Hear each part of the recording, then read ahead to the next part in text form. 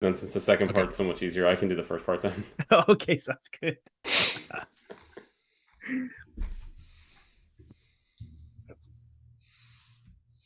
All right, RJ, you ready? Yep. Okay, 3, 2, 1, hit it. Man, KD and the Nets break up and then make up.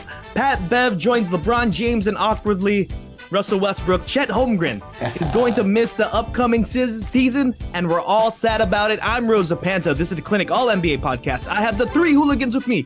JJ, how you living, my friend? Feeling good, feeling great. How about you? I'm doing great, man. John, how you living, my friend? I'm living, man. Living life. Let's get it. Sammy. How you living, my friend? And we are almost through the worst sports month of the year, so I'm doing well. Man. Let's get to September. Dude, seriously. But boys, we have some basketball news here. It looks like Kevin Durant is going to stay with the Brooklyn Nets after meeting with Steve Nash, Sean Marks, Joe Tsai, and for some reason, Clara Tsai, who's Joe Tsai's wife. But apparently, they've all agreed to move forward. Kevin Durant is going to stay. So my question to you guys is, for Kevin Durant, is this the right decision for him? He had no leverage, so maybe this was the only decision. And is this finite, or if they get an amazing offer during the season, will they just turn around and deal him anyway? So I would ask it that way. And I wonder if Joe Tsai was playing a little 4D chess and just made the price so astronomically high that he kind of basically told KD he had no options. Like, are you gonna sit out and sacrifice your $50 million this year? I don't think so. So I like how Joe Tsai played this. He never backed away from supporting management and his coaching staff, and he didn't get bullied. I think that's a good precedent for him and for the organization. Kevin Durant had a 2-7 in Hold'em. He went all in, and Joe Tsai called his bluff. I mean, he held his ground, and Sammy's right. He put the price astronomically high, maybe intentionally, probably intentionally. Smart guy, businessman, billionaire. You don't get there by being dumb. And I think he played it perfectly. He wanted KD to stay, and he had to figure out a way to do it. And he played all his cards right, called his bluff. John's on my Las Vegas trip, unfortunately. What about at the tables? What about like basketball sense, JJ? Do you think this is the right move for Kevin Durant? If you were to be traded to any other team, I don't think they would be as talented as the Nets. Because if you were to do a trade, they would have to give up so many assets. Last week, I asked you guys, you and John, or June and John, do you like, the triple of John Morant, KD, and Dylan Brooks? Do you like, whatever would be the trio without giving that much within the Celtics? I think this gives them the best chance. Granted that there are holes, but there will be holes anyways. So out of all the teams that he would be traded to, this is the best situation, excluding the Warriors. You had the name drop there. I knew it. I knew you were going to do that. I have a question for you guys. Because in my eyes, I think that the Nets it would be a mistake for the Nets to trade KD. And I said this, I think, in an earlier episode. For the sole reason that they have never seen them play together with Ben Simmons. And I know Ben Simmons hasn't played in a while, but Ben Simmons, has not had scorers like Kyrie and Kevin Durant next to him. He's played with Joel Embiid, who was an all-star, all-around superstar talent. And Tobias Harris is a great role, all-star caliber-ish player. But he's never really played with guys that can put the ball in the basket with a flick of the wrist, when called upon, just like that. And so I think you have to at least give them half the season.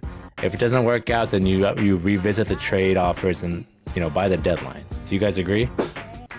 I'm completely with you on this. Because on paper, they fit together perfectly. Ben Simmons does everything that Kyrie and KD do not. So if you can get them on the court together, you have to see what they do, because you might catch lightning in a bottle and you would never know that otherwise. And if you traded him for, 50 cents on the dollar, you're not going to end up better off anyway. And you'll always be able to make those trades by midseason if you want to, as it is, if it doesn't work. Would you say that they're title contenders? If everything falls perfectly, Kyrie's motivated and healthy, Ben Simmons is on the court, yes. But there are so many ifs that it's hard to have faith. In 2K, they are definitely title contenders, but I have yet to, we've talked about this on the clinic all the time, that we're so big fans of defense that we appreciate that aspect of the game. And tell me a team that hasn't been top 5 in the league that has won a championship. Can I ask a question back to you about that? Sure. Let's play this out perfectly. Okay. They're healthy, they're motivated, Kyrie's contract year, Simmons is rehabilitated, whatever you want to call it. With his addition on defense, and TJ Warren being there now, who's a decent defender, not great, does that elevate their defense enough to make them contenders in that echelon? I mean, for me, I'm worried about the defense of Kyrie Irving and Joe Harris. I think that's the part that you're worried about the most. That's 2 big spots. Mm-hmm. But at the same time, they give you a lot on offense.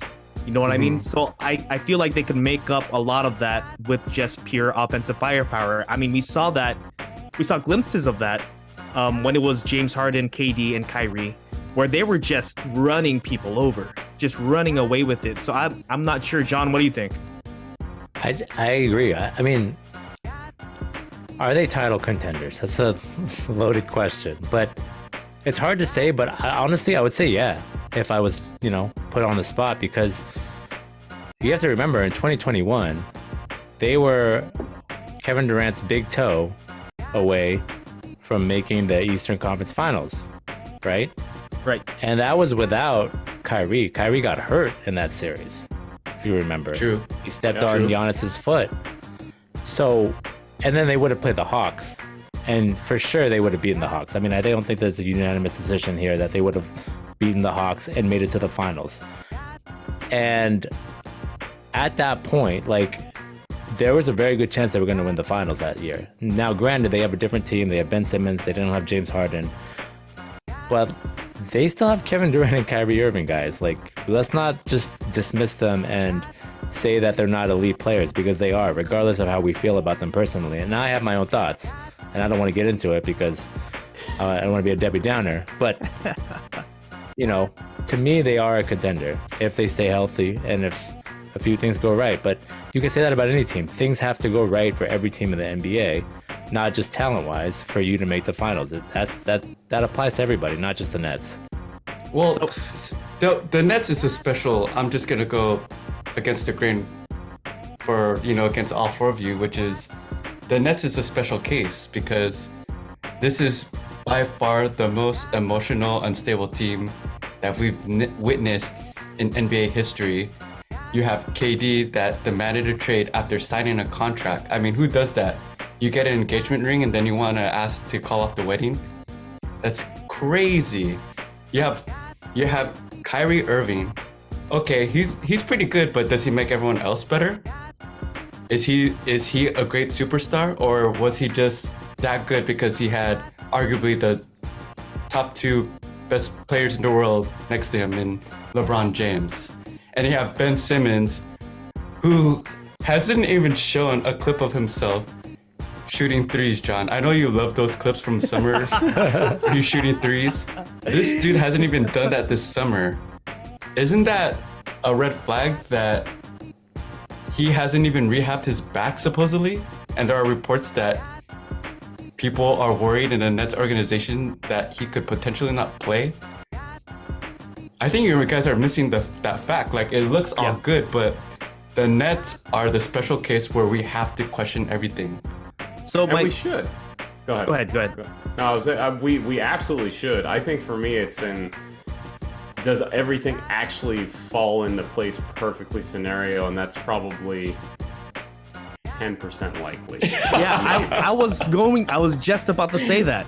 I was going to say, for any of this to happen, okay, like, can we remember the last time there was a drama-filled team that actually won the title?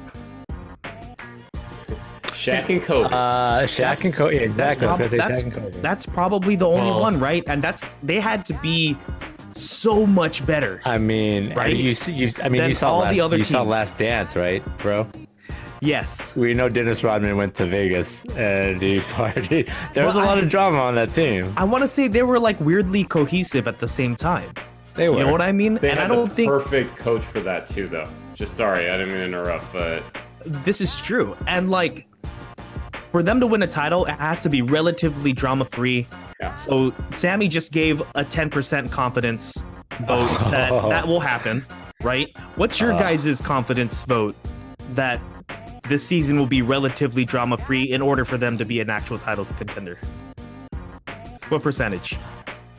I feel like their drama is all behind them, honestly. I think they're actually going to move forward without a lot of the drama. Well, I'm not going 100% here. Let's just, don't get crazy. Don't get it twisted. I'm going to say like 50%. I'll give them a half chance. Wow. That'll be drama free. And I hope you're right about that, because them being good would be very entertaining. Yes. Jay, go ahead. Yeah, if you hit on that, and then you also hit on like the James Harden Dark Horse MVP, it's gonna be a great year for you, man. JJ, And I'm go falling ahead. into Vegas and making some bets, man. I know, Both seriously. those right. I'm gonna just say this. Okay, I could speak how Kyrie has took time off without telling Steve Nash. I could talk about how Ben Simmons finds excuses not to play. But what I really speak on experience is KD, and when he's happy, he makes everyone miserable. Even a culture like the Warriors. I think our video producer RJ and my host June would agree. The last 3 months with the Warriors was hell for the Warriors organization dealing with KD. There was even a time that he refused to shoot the ball, and that was when he was averaging 12 assists a game. And Steve Kerr said, we really need to, KD needs to be more aggressive. He needs to play with more intensity. And KD shot back at Steve Kerr and said, I thought it was all about joy. So you have KD that did not get what he wanted.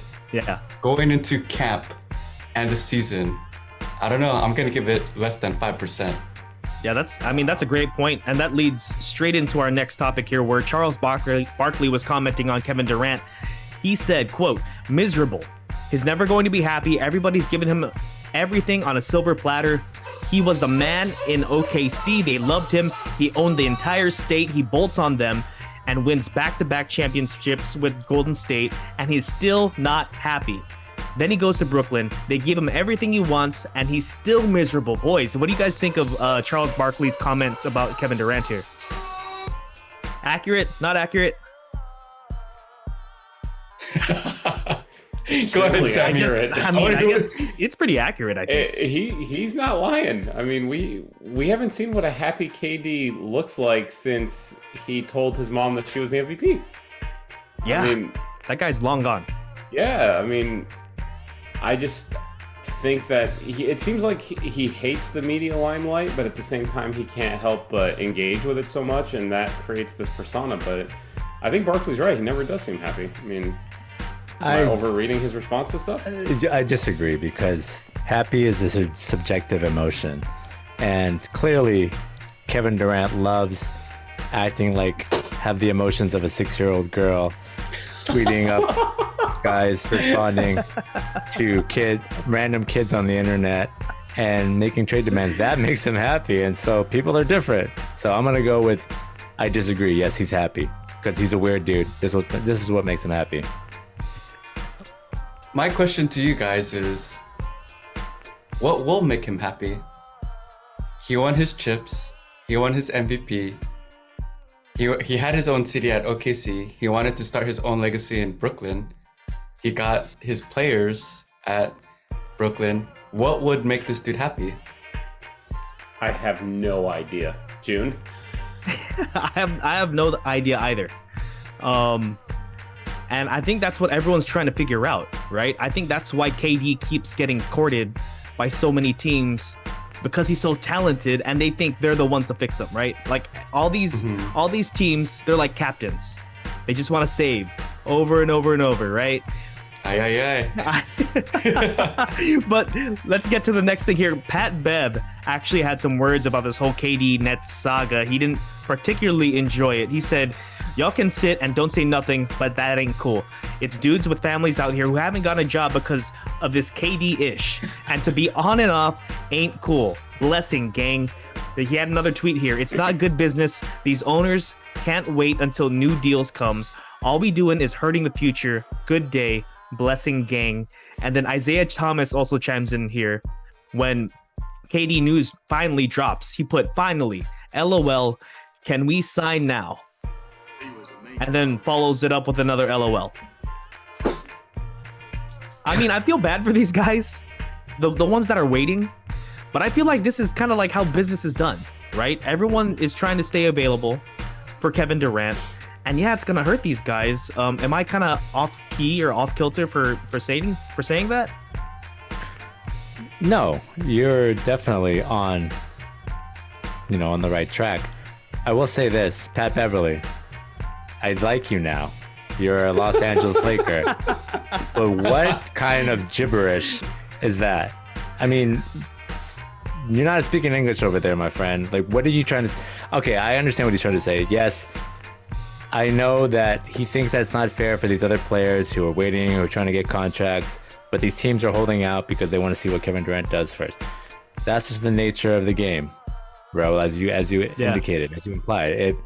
If you're a star, if you're a player that can change the outlook of a team single-handedly, you're gonna they're gonna wait for you. Teams are gonna wait for you. They're gonna wait on you hand and foot until you decide what to do, and that in turn is going to snowball and affect the other players who are in free agency. It's just a matter of fact. And Pat Bev, it's funny to me, ironic, because Pat Bev is like that guy. He's that player on that kind of contract and that level who would be offended by this, because he's the type of player that would kind of get put on the back burner because of someone like Kevin Durant, right? It's true. And you know what? He was waiting for the next opportunity to win his next play-in championship this year, and he wanted to make sure that trade went through so that he could raise the roof at the 7th seed like he did with Minnesota last year. I mean, we might as well take it to the next topic here. The Los Angeles Lakers, they acquire Pat Bev for THT and also Stanley Johnson. I'm sure John is very excited about this, but I'm going to ask JJ here first. What do you think of this trade? I think it's good because with an aging LeBron and AD, where you don't know how many games you're going to get, you do need veteran leadership, and you need to be in win now mode. And I don't think they have the patience for THT to develop. I just find it funny that now, with all the trade talk last summer about them not wanting to trade THT, they finally do it for Pat Bev, an aging player who is 34. So contrary to what we all thought this summer, where we thought they were going to go younger, they got that much older. So I mean, is it a move that they should have done? I think so, but I think the management with the Lakers have been all over the place that I don't even know their roadmap to the championship, to be frank. Right. Yeah, I don't know what it is either. Go ahead, Sammy. I do also feel like this move goes back to something we talked about with what the Lakers did roster construction-wise last summer. In the bubble, we talked about how good they were defensively, and they basically tore that down, right? He actually fits what the team needs, in my opinion, very well, because they clearly needed another defensive stopper on some level, or at least someone to badger ball handlers on opposing sides, and they didn't have that guy. I definitely think he'll help with that. I wonder if he'll annoy the living hell out of LeBron and or AD at some point this season, which would also be funny. But you have to assume that they're either close to something on Westbrook, or I really do think, like we have a note here about that they might go the way of John Wall. I really think Westbrook has to be done in LA. They could not have made this trade and figured that those two are going to coexist. There's no way, I would assume. But you guys tell me, am I overreacting on that? You mean that clip of Patrick Beverley and Westbrook saying they trick y'all, man? He just run around doing nothing. That you don't think that's a good among a few? That's a good start of a healthy relationship. Absolutely. Yeah, me neither. Yeah. Honestly, I think it's the right move. And JJ mentioned that he's an aging player, which he is. But I think it's more about his persona and his ability, his desire to play hard all the time. It's kind of like a culture. I think he can change the perception and the mentality and the culture of the team, which is defensive minded. If you remember in 2020, Rondo kind of did that for the Lakers. He was he's an aging player, but he was that veteran leadership who's able to bring the team together, make them focus on the goal, not get distracted, and not worry about petty little things, and just be collaborate as a team.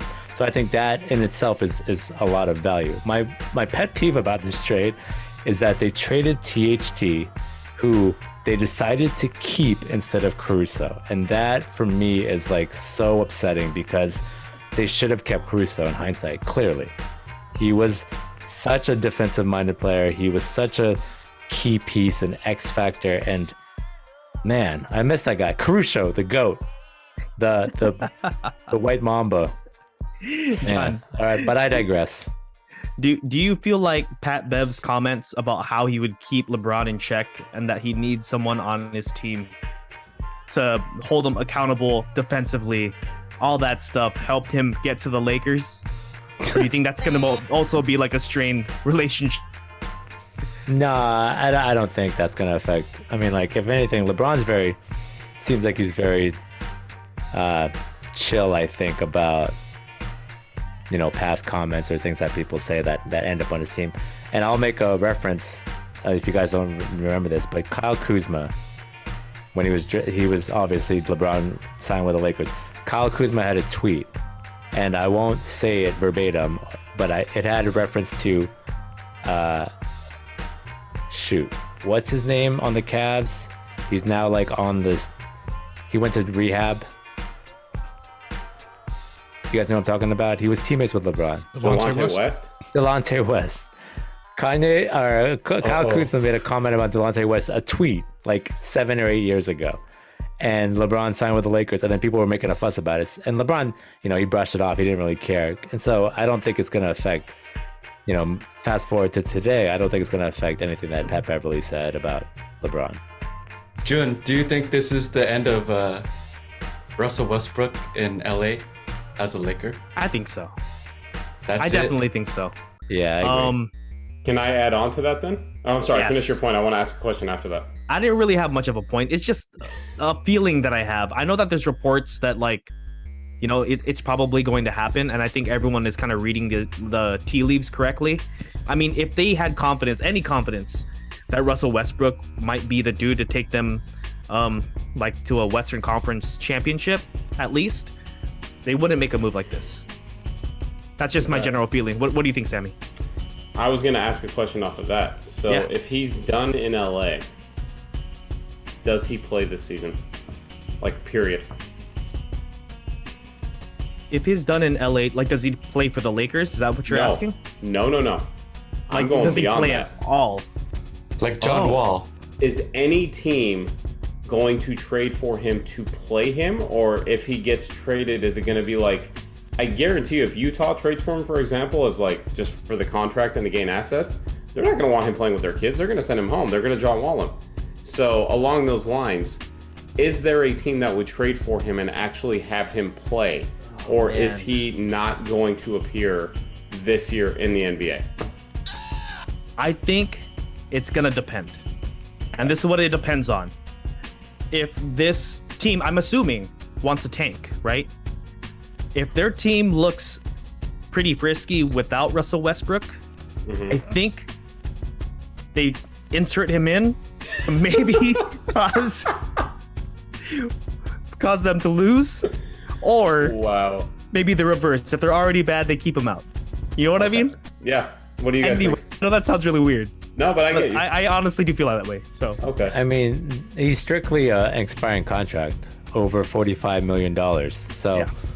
you trade for him with the hopes that you're going to be able to clear cap space to sign a big name in 2023. That, to me, that's really the only value I see in But the trading team for that him. trades for him, are they going to actually Are they have gonna him play suit up him? and play, or is he going to get deactivated and sad? I mean, I don't see the harm in playing him, because if you're a team that's already rebuilding and you have no chance at a championship or even sniffing in the playoffs, he's entertaining in the sense that he'll sell tickets, right? Okay. He's still a name that's able to sell tickets.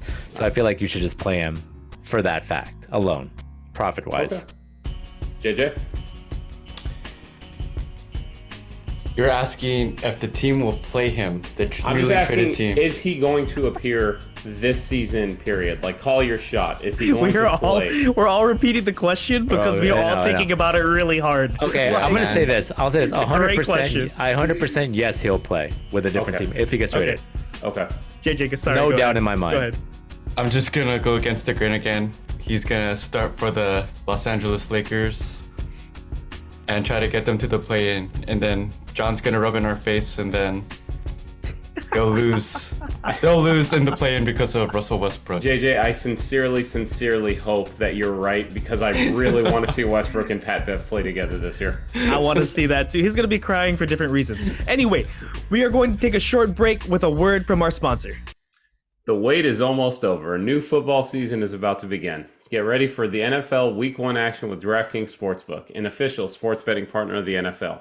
To celebrate the return of football, DraftKings is giving new customers a can't-miss offer. Bet just $5 on any football game and get $200 in free bets instantly. Download the DraftKings Sportsbook app now. Use promo code TBPN to get $200 in free bets instantly when you place a $5 bet on any football game. That's promo code TBPN only at DraftKings Sportsbook, an official sports betting partner of the NFL. Minimum age and eligibility restrictions apply. See show notes for details. All right, on to our next topic. The number 2 pick in last year's draft, Chet Holmgren of the Oklahoma City Thunder, he suffered a season-ending foot injury in Jamal Crawford's Pro AM event in Seattle. So what happened, guys, is LeBron James drove to the basket, a freight train, and Chet Holmgren, who is like Gumby, and that's putting it very lightly, was trying to, I don't know what he was trying to do. He was trying to like impede his progress, block his shot. I mean, it's LeBron James we're talking about here. Okay. So anyways, he jumps up and tries to defend and block his shot. He fails. He lands on his feet and he starts grabbing it. He starts limping, and you're hoping, you're thinking that maybe it's just a sprain, maybe it's something minor. He ends up getting an MRI and he has the Linz Frank injury, which is a season-ending foot injury. Man, I gotta say, guys, like that, as much, it's just like tough to see something like that, especially with a prospect coming in at number 2. So I wanted to ask you guys this. With all of these Pro AM events, LeBron's been playing them. You have like a bunch of players, stars, Chris Paul, I think Trey Young. They're playing on these summer leagues, these Pro AM events. Should the NBA league management and offices and Adam Silver, should they be concerned about these players doing this in the summer and the offseason? And if so, should they do anything about it? Or can they do anything about it? What do you guys think? I honestly think that like it's relatively good for the NBA when they do participate in these events and they do compete, because it keeps the NBA in these media streams. You know what I mean? Like in Bleacher Report, in ESPN, like these highlights are there and people Right. are talking about it. So if we're talking about like PR wise, it's still good, but injury wise, I mean, this is definitely concerning. I mean, this guy was the number 2 pick and we saw him. We had, shout out to DraftKings and also shout out to TBPN. We were allowed to go to Summer League and actually watch Chet Holmgren. And the man was like, he wowed me when I saw him live. He's big, he's athletic relatively, but his body just doesn't hold up, man. So I think like I don't know. I'm kind of split on this because I think Chet Holmgren's is kind of different because I don't think his body is meant to take like LeBron, like a driving LeBron James just yet. You know No. what I mean? But Not if it many would've people been, are, and definitely not Chet Holmgren for sure. yeah, I mean, if it was someone else, if it was like Paulo Banchero, I think we'd be less concerned, right? More physically stout. But this was like driving on Chet, and like you said, he's got a body like Gumby. What do you guys think? I'm generally along those lines with you. I wonder. I don't think the league can do anything about it because the only thing they could do is try to write in clauses into the players' contracts, and there's no way the Players Association would go for that. But I wonder if I would discourage really young players, rookies, second-year players from playing in those events only because they don't have NBA bodies yet. In a lot of cases, they're not trained for the grind as much, and you might want to protect them a little more. And obviously, hindsight's 2020 in this case because it happens to be a number 2 pick that got hurt, and Paolo did play in an event, and other than getting punked by DeJounte Murray, nothing happened to him. So that being said, this might be a one-off, but I would be more inclined to protect younger players. But I think veterans, the guys who've been playing like LeBron and like Trey, they're more used to the grind, and I think they know how to protect themselves just a little bit better. So it's kind of a little bit of a 50-50 for me. During the summer and off season, the role of an NBA player is 1, to keep up with their conditioning, but 2, more than anything, is to add to their repertoire, add to their skill sets. And the best way to practice those skill sets is 1, summer league, which veterans don't really play in. So what's the next best thing? It's these pickup games. Unfortunately, with the pickup games, they don't really, I'll say, scout and filter every single person that comes through. So there is a danger of playing with people who may not necessarily know the etiquette or don't know how to play that kind of brand of basketball.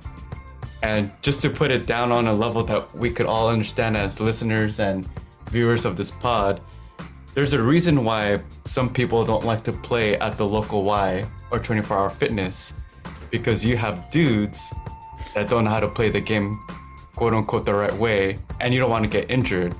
I think you 4 or you 3 would agree with me on that, right? Yeah. Yeah, So- absolutely. Yeah, Absolutely. injuries, you can't really avoid injuries, and this is just like what you were saying, Sammy. Maybe this is an isolated incident.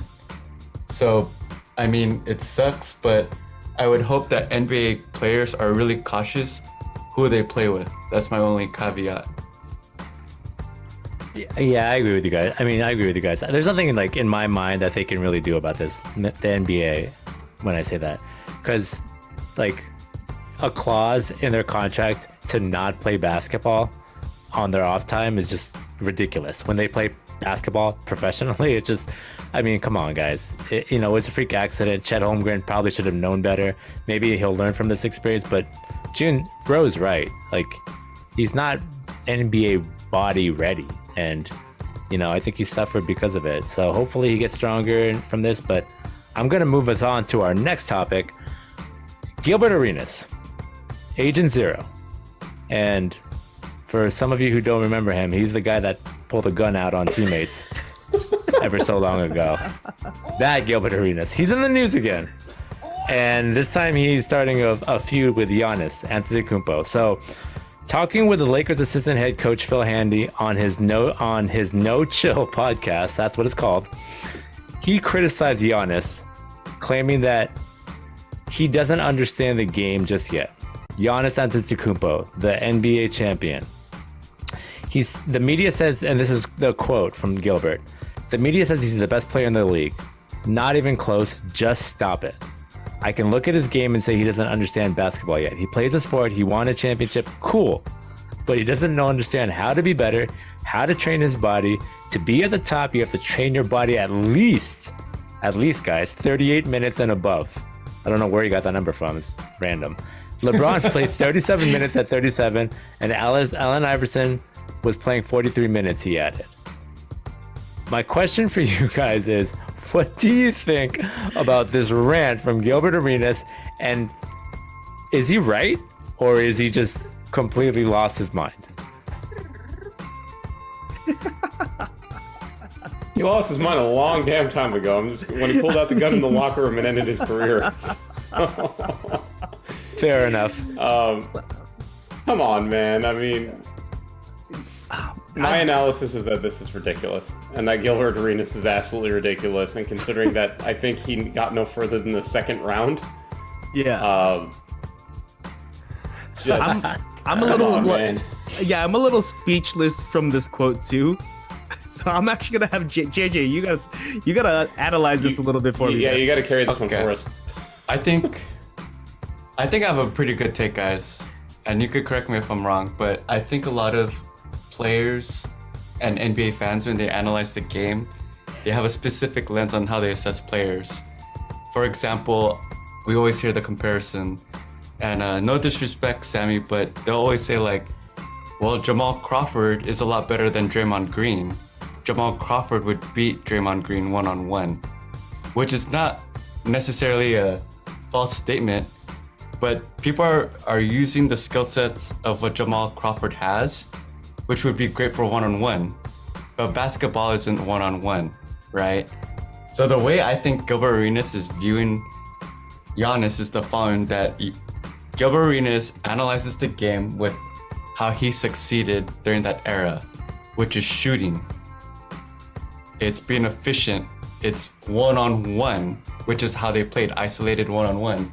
However, if you look how Giannis plays, yes, maybe you could, I don't know, even though I disagree with this, you might quote that he hasn't gotten better with his jump shot, even though statistics will argue otherwise.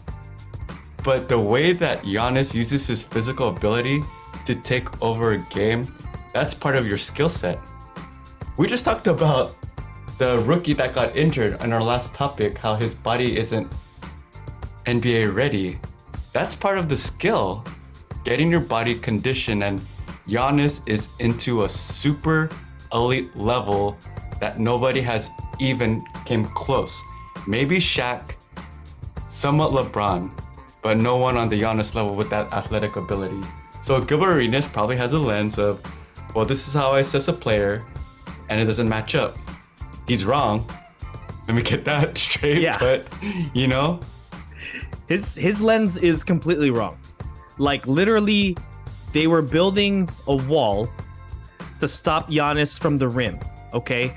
And he didn't get in there like bully ball, like just elbowing, bodying people. He also has good footwork and is able to slither through defenders. So there's like skills, athletic skills there that he had to work on. And if you watch early on Giannis, like, it does not look like Giannis now at all. And it's not that he's just stronger. He's definitely more gifted, more skilled. Also, his point, like, he lost me at he plays the sport, he won a championship, cool. Like, you already lost your argument. yeah. Like, you defended for Giannis here. Like, MVP 2019, MVP 2020, and then championship in 2021. Like, this guy didn't get better. And Defensive Player of the Year, Jin. And Defensive Player of the Year. I mean, come on, Gilbert. Come on, Agent Zero. This is ridiculous. Yeah, you guys are hit it on the head, the nail on the head. I mean, and also, I guess my last point before we move on to the next topic is that he doesn't, like, he's comparing Giannis, and I guess, you know, when you're a superstar like Giannis, naturally you're going to do this, but he's comparing it to Jordan, guys like Jordan and Kobe and LeBron. And I'm like, let's be real here. You're not going to win a lot of comparisons when you compare those guys. You can add probably Steph Curry to that list now. And it's just like, you're setting yourself up for failure, because at the end of the day, and I know Giannis is young, so it's hard to say this at this point, but you know, there's a good chance that we're not going to put Giannis in the same category as guys like Kobe and LeBron and Jordan. I mean, I could be wrong. It's still early to tell, but if I was a betting man, I would probably say no. There is no bathroom. Anyway, I think I'm with you. Sorry, go ahead. Right. What's up? I'm just saying, I think I'm with you on that. Right. I think that's an unfair comparison. Yes. Absolutely. 100%.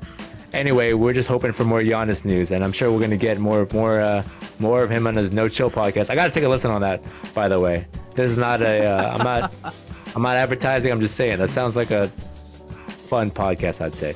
All right, moving on to our last topics here. The dub or dud. So this happened a few weeks ago. Oh, I'm sorry. This happened recently. There's something else that happened a few weeks ago. So Luka was seen smoking cigarettes, drinking Coke, and playing cards before his last game against Germany for his national team.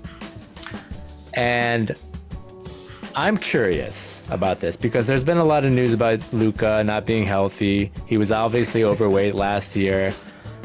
And so I wanted to know what you guys think. If this is a dub or a dud. I'm gonna start with Ro. I mean, man, I know it's the off season, so you gotta enjoy yourself sometimes, right? You gotta relax sometimes, whatever that means to you. But when it comes down like to the season, you really gotta like hunker down and maybe not do any of this stuff. But I'm gonna give him a dub here. I'm going dub. JJ? Work hard, play hard. If you have your priorities straight, then you could do whatever you want if you're not hurting anybody. Let me just provide that disclaimer. So, work hard, party hard. Dude, it's the off season, like what Jun was saying. He could do this, but when he's playing in the playoffs, he has to be in his A game, on and off the court. As And long Sammy? as it was a Coke Zero, then I would just say. Coke and So honestly, it sounds like he watched the Dream Team documentary. If he was playing cards and smoking before the games, but Nice. I'm okay with it. I'll give him a dub only because we've seen shots of him playing this offseason, and he does look like he's gotten in a lot better shape. So it does sound like this was just a one-off. If this was a continual report and he looked like he was in the same shape he's been the last few years where he was wearing down a little bit, I'd have more concerns, but it seems like he's taking conditioning more seriously despite this particular occasion, so I'll give him a dub. Yeah, I agree with you guys. I mean, I think it's like Luka's such on a spotlight, but I feel like it's a dub. I mean, come on. This guy is just trying to have fun and smoke a cigar and eat unhealthy every once in a while. I mean, guys, he's not like, what are we expecting to be on this super strict Atkins diet or Whole30? Come on. Let him enjoy his life. So I'm with you guys. I'm going to give him a dub. Moving on to our next dub and dud. Dennis Schroeder, former Laker, is now linked in rumors to be potentially re-signing with the Lakers. And if you guys recall, last year, he rejected a 4-year, $84 million contract extension and then ended up not being any market for him, and he signed for the Celtics for 1 year and I think $6 or $7 million. Yeah, mid-level.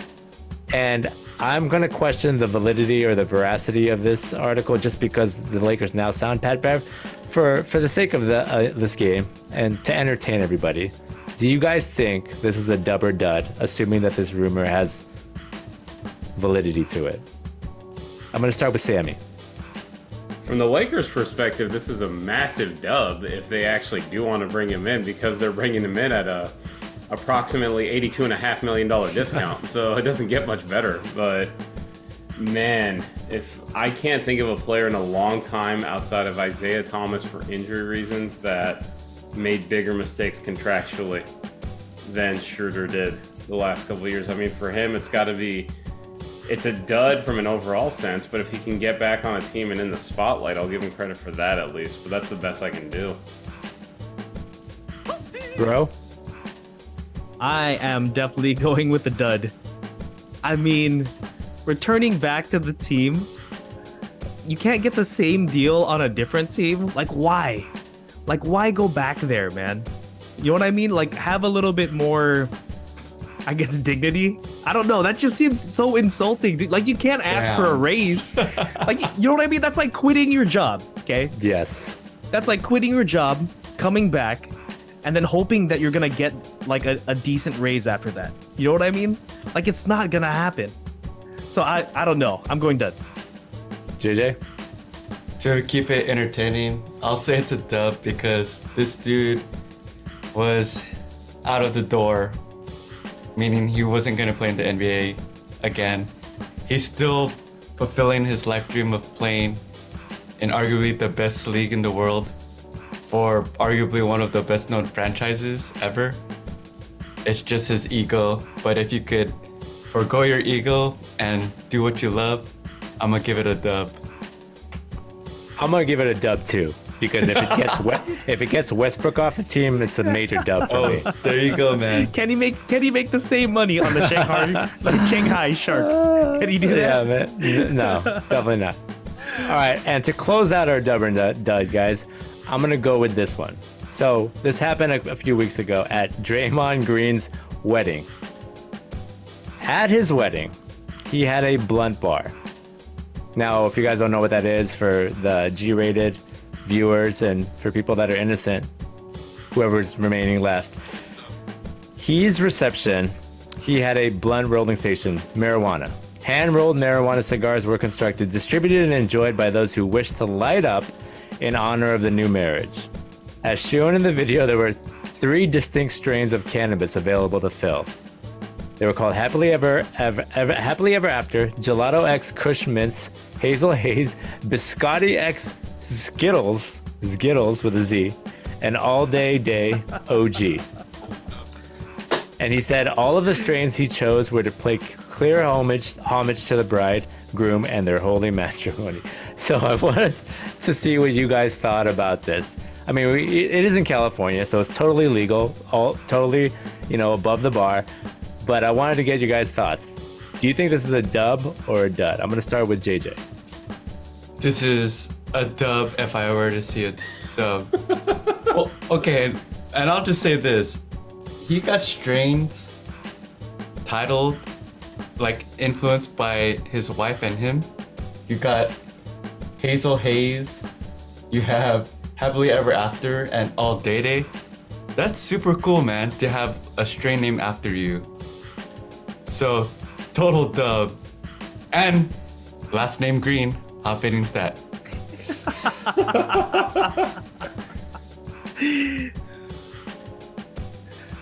And bro?